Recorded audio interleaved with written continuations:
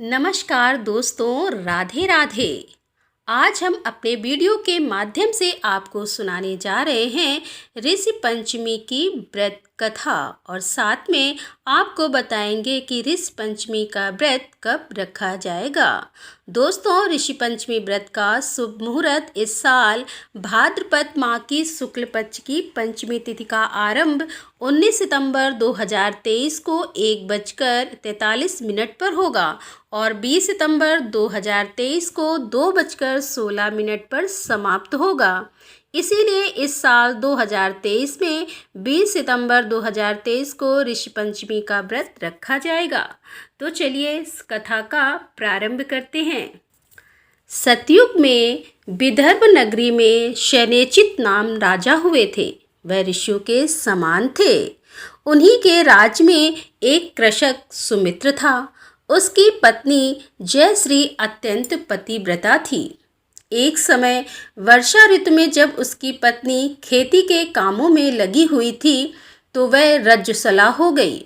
उसको रज्जुसला होने का पता लग गया, फिर भी वह घर के कामों में लगी रही। कुछ समय बाद वह दोनों स्त्री पुरुष अपनी अपनी आयु भोग कर मृत्यु को प्राप्त हुए।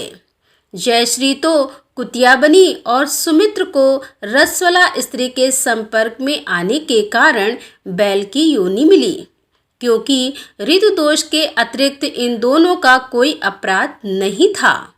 इसी कारण इन दोनों को अपने पूर्व जन्म का समस्त विवरण याद रहा।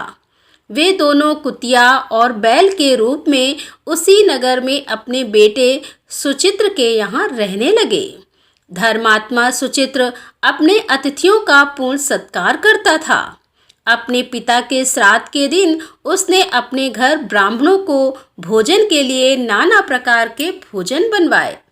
जब उसकी स्त्री किसी काम के लिए रसोई से बाहर गई हुई थी तो एक सर्प ने रसोई की खीर के बर्तन में विष डाल दिया था।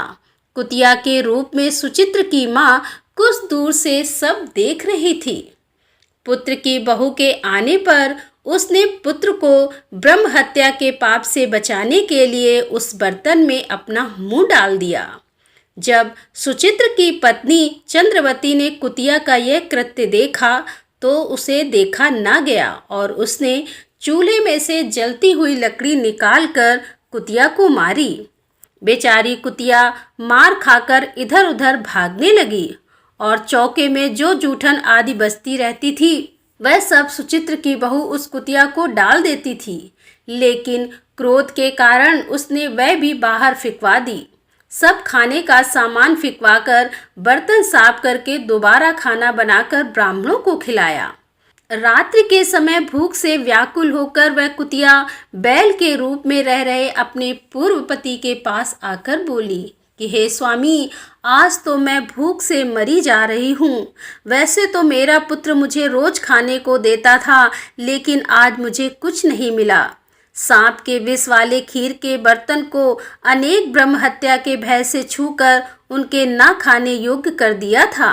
इसी कारण उसकी बहू ने मुझे मारा और खाने को कुछ भी नहीं दिया है। तब वह बैल बोला कि हे भद्रे, तेरे पापों के कारण तो मैं भी इस योनि में आ पड़ा हूँ और आज बोझा ढोते ढोते मेरी कमर टूट गई है।